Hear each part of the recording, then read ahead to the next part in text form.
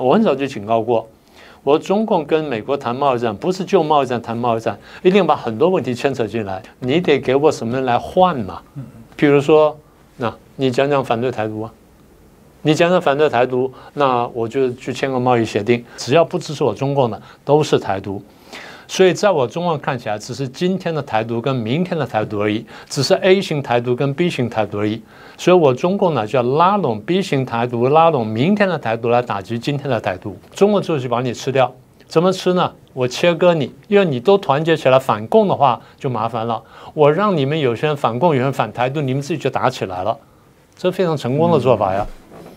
大家好，欢迎收看《震惊最前线》，无马看中国，我是主持人张宏林。再次感谢收看我们的节目哦。当我们的节目快50万了哦，还是厚着脸皮，请大家多多帮忙。如果你喜欢我们节目，帮我们节目转传给更多好朋友。当然也欢迎大家可以来订阅哦。在最近大家一直很关心一件事情，大家当谈到习近平跟这个美国的总统川普，他们未来会不会会面？会面当然大家很关注，他们会谈哪些事情哦？当然台湾的朋友就会很关注，这个针对台湾未来到底美中台三方的关系会怎么走？所以大家就谈到习近平当然会要求美国必须要承诺这个一个中国的一个原则，必须要美国反对台湾如何如何。这过去我们大家在课题上也有谈过，美国的确在不同的时期上面对这些态度上来讲也不尽完整。但我们最近又看到针对联合国2758号决议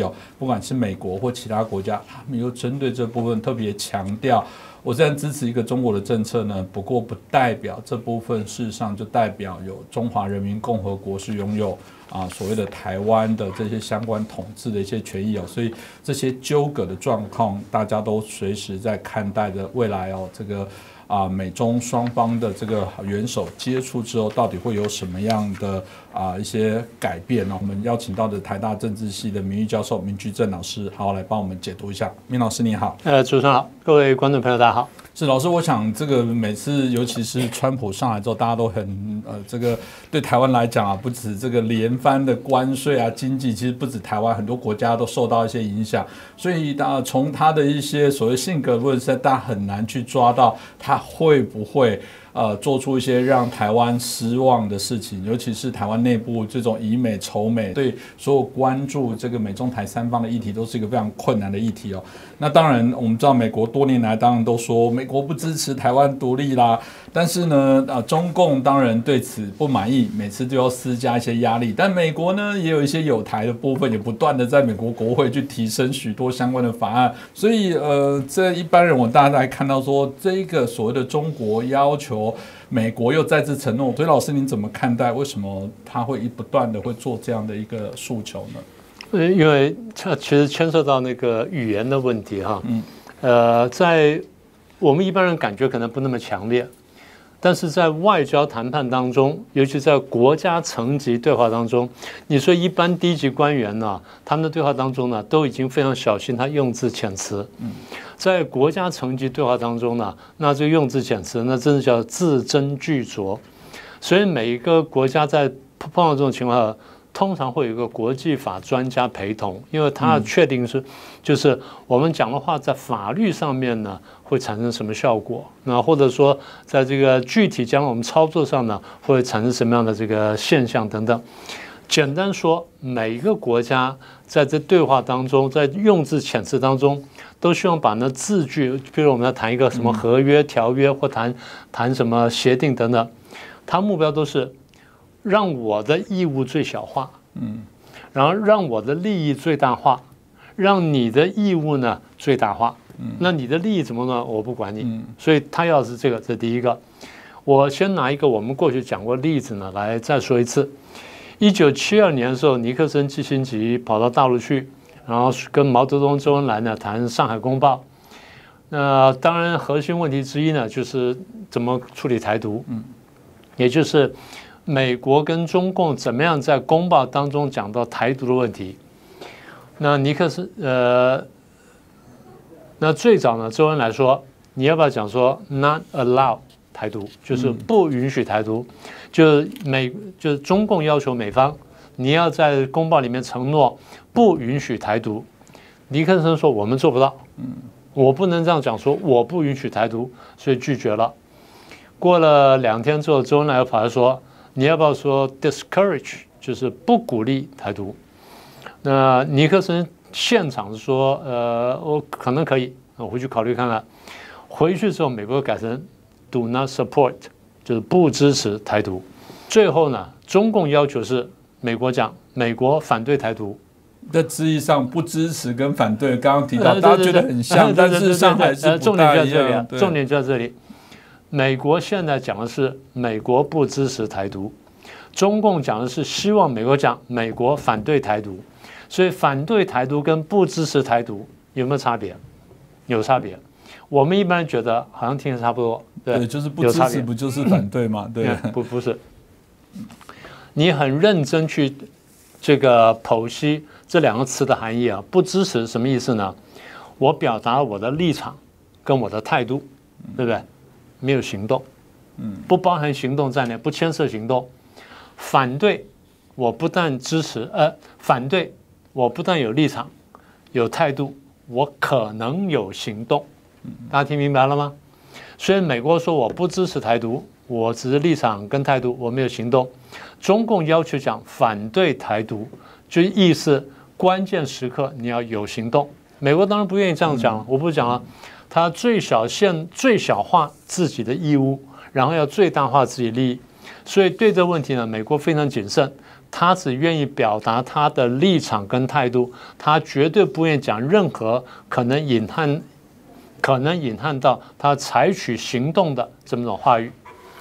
今年1月份呢，这个 Rubio 上台，国务卿 Rubio 上台，然后跟王毅呢私下通话，就听说就强调了美国不支持台湾独立，所以他是重申了美国一贯的立场。好，那这个也没有错啊。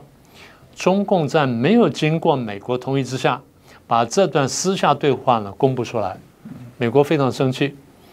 美国说：“对，这个是我一贯讲过的话，没有错，我也讲过这话。但是我们2个私下讲的话，你公不公布得我们双方同意。你现在没有经过我同意，你公布了，所以在外交上这是一个失礼的行为。那美方说什么呢？美方把这段对话呢也讲，把他们那个对话的过程也讲出来了。”美方说：“你看我讲话在讲什么呢？我比较着重讲 Rubio 跟王毅说，你对台湾跟对各国的胁迫行动 （coercive actions） 我非常关切。所以双方的重点不一样。那重点不一样，也就展示了双方对问题的看法不一样。你记得我们在今年2月份的时候做过一次节目，美国国务院在2月份的时候更新了这个，就是这个。”川普政府刚刚上台之后，然后这个 Rubio 接任国务卿，没有多久呢，2月份国务院2月份呢，他在这美台关系的地方呢，他的说明文件当中呢，他把美国不支持台湾独立这句话拿掉了，所以前面我私下跟你这样讲了，但现在官方文件我拿掉了，所以当时引起国际上很大的关注，大家觉得说，哎，美国是不是改变立场？美国出来又用口头讲说我们没有改变立场，但是文字那边的确是拿掉了。是这个，当然也是我想，为什么大家可以理解美国在这一次来讲，针对中共不断是要求说，美国再次承诺不支持台独但是我们刚刚提到的那个不支持，显然不只是如此，这次是强调到要反对，要更明确所以大家就会很好奇说，为什么明明知道美国事实上对中国有一点也留校察看，为什么他还要不断的再去提出这样的问题？他不怕是惹得川普的不高兴吗？我们先说回上一件事情现在是10月初，9月初的时候，你记不记得我们谈过一件事情，就是中共的国防部长董军跟美国的当时国防部长、现在战争部长赫格塞斯呢进行了第一次的视讯通话。好，然后后来双方披露了这个通话的这个大体的内容，没有全文披露大体内容。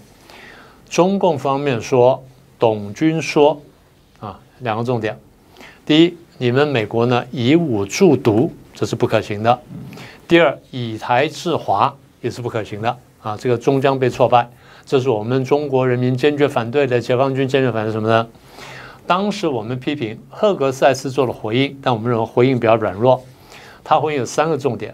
他说，美国并不寻求跟中国发生冲突，也不寻求推翻中国政权或削弱中国。这第一段话。这个话呢比较接近，不是接近共和党立场，这个话比较接近民主党立场。这第一段话。第二段话，但他说了，稍微扳回一点点。美国在亚太地区，在 Asia Pacific Region 亚太地区有关键利益，亚太是美国的重要战略优先地区，美国会坚决捍卫这个至关重要的利益。他讲亚太地区，他在讲这个话的时候呢，虽然没有点名，但是大家明眼都看出来，这话很清楚，包含台湾在内。这个不用讲了，因为台湾的晶片啊、航道啊各方面等等了，都是关键的。好，第3段话呢就比较官式了。我们美中双方这种防长通话是坦诚的、具有建设性的，保持对话、减少误判、维持沟通渠道，对我们来说很重要。它重点在哪里呢？减少误判。好，所以第2段话呢讲的比较有力一点，第3段话呢讲的比较有建设性。第1段话呢讲的就是软弱，其实你不讲那段话呢可能比较好。好，那在这个情况下面，为什么中国？你刚问的问题是，为什么中共在这个时候要把这个事情拿出来？以大气候来说，我们节目也做了这几年了嘛，然后我们也陆续跟大家分析过美中之间的关系啦、交锋啦、互动等等。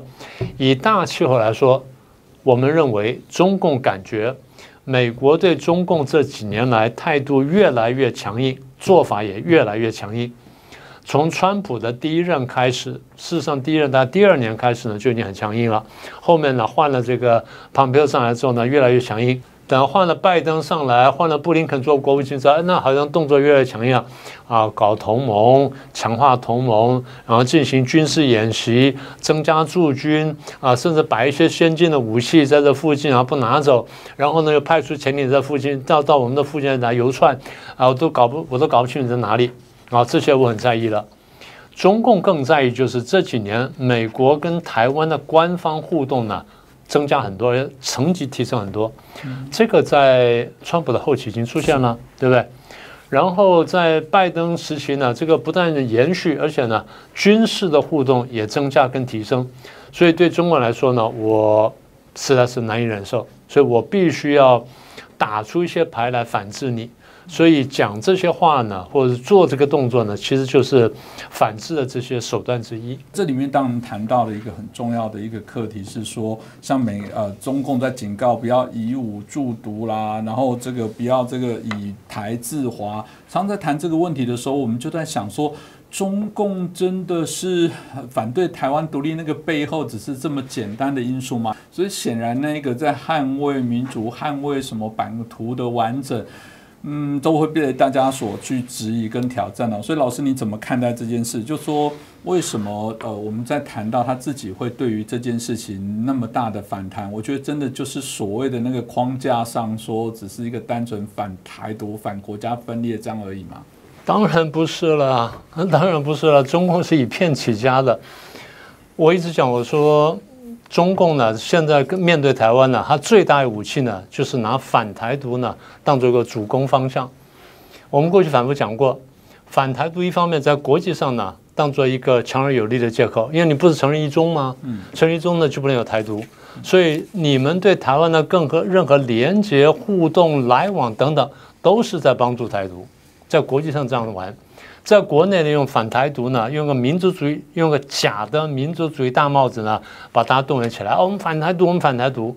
所以刚刚讲的，过去被俄罗斯被沙皇俄国，然后被苏联，然后现在被俄罗斯侵占下去一些好处跟利益呢，他都不去追讨。那对台湾呢玩得这么凶，为什么？因为台湾才是他心腹大患。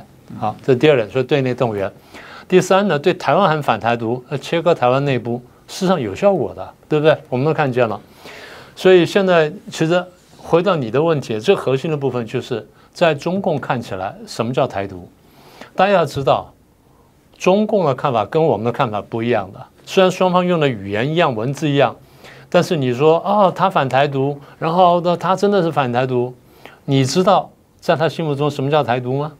对，我们过去问过的问题。我们认为我们台湾认为，我希望台湾最后跟中国大陆分开的，然后不要做中国大陆的一部分。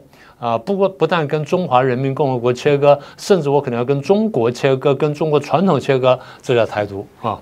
当然，你最轻的就是不跟中华人民共和国站在一起，叫做台独。中共不是这样看的，在中国看起来，这些人当然是台独。在中国看起来，谁是台独呢？凡是最后不接受我中华人民共和国或中共一党专政统治的，都是台独。这才是中共对台独定义，所以大家不要被表面的词汇所骗了。他们说反台独，反台独，你在台湾也高兴了啊，反台独，反台独，不是的，我已经讲过了，在台湾内部讲统独，你有法律的保护，最后呢怎么办？去投票嘛，去选举嘛，再不然呢，公投嘛。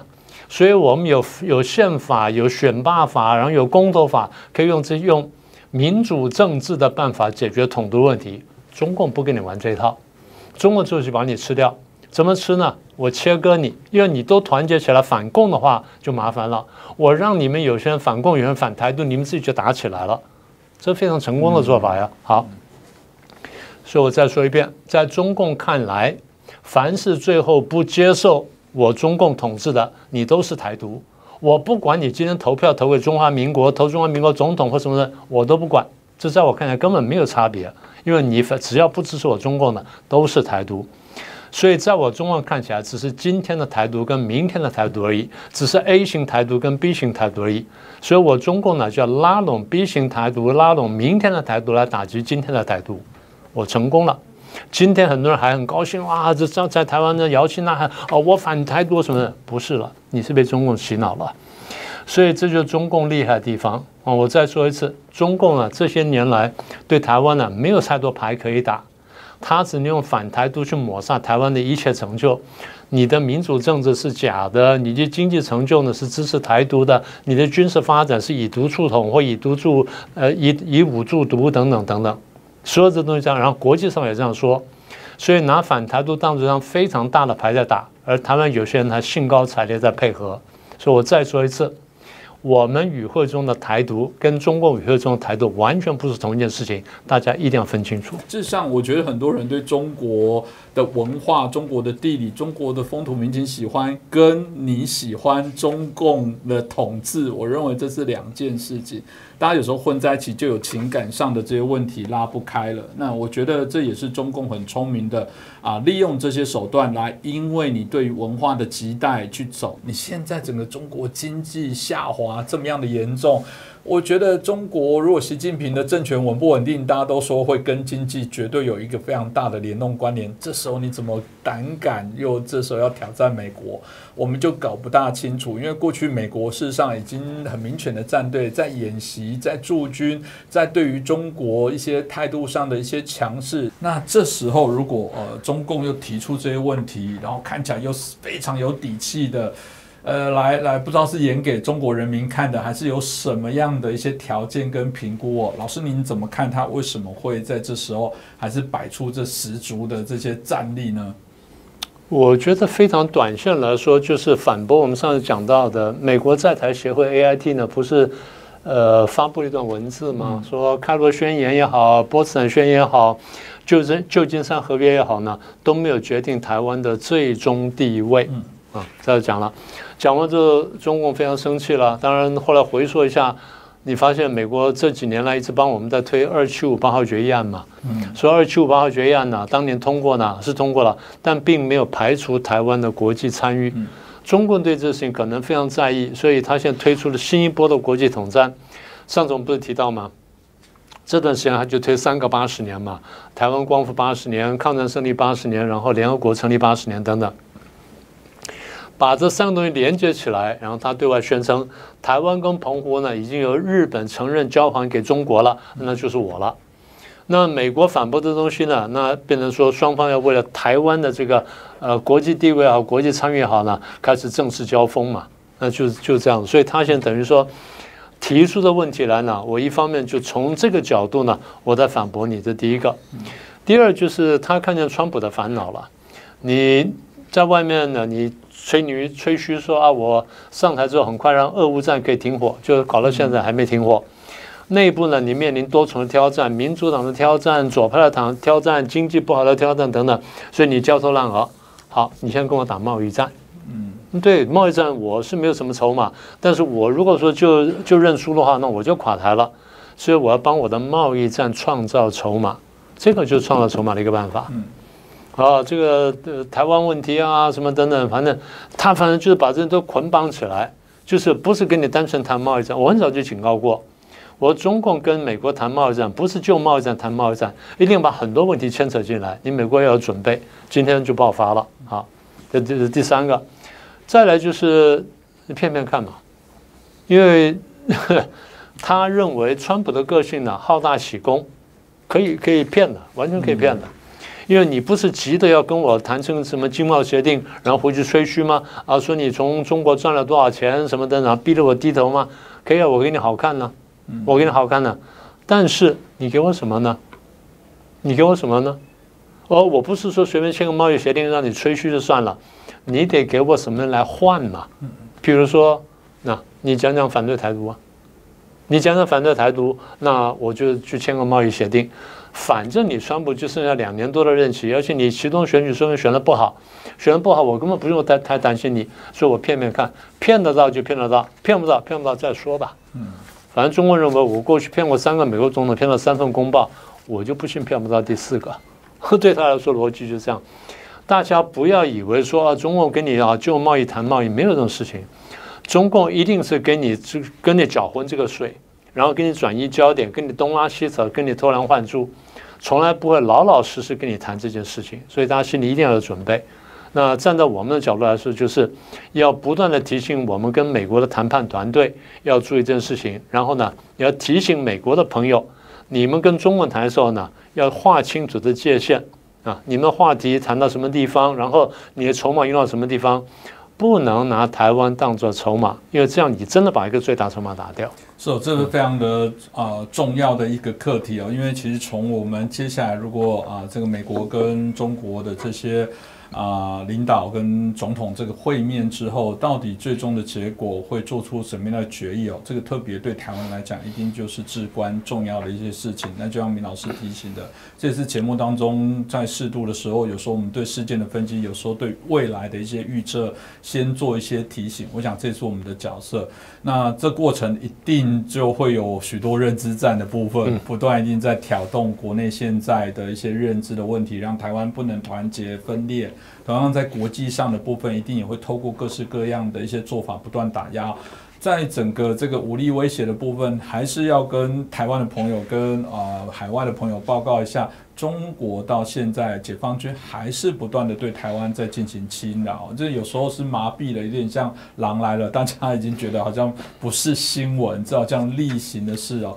但这个还是会让我们对于所谓的一些警戒的部分松懈，就如同现在他们也许会用各种复合式的一些方法，对台湾本身内部，对台湾在国际空间上，在台湾各个不同角度的部分进行各式各样的一些操作跟攻击，这也是我们很难想象为什么台湾还是有许多人会很期待。最夸张的部分是期待中国赶快来统一台湾，来统治台湾。更夸张的部分是，也许对于中国有抱持一些太美丽的幻想。我觉得这对我们来讲都是一个非常必须谨慎的一些事情。那我想今天很谢谢梅居正老师哦，把这个议题跟大家说明一下，这可能是中国现在的一个进行式当中，这个特别值得我们要来关注。那再次感谢老师，感谢大家的收看。谢谢。谢谢。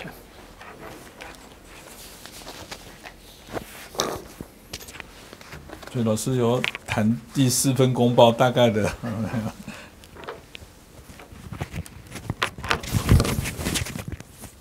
看有没有机会留到下次讲。好。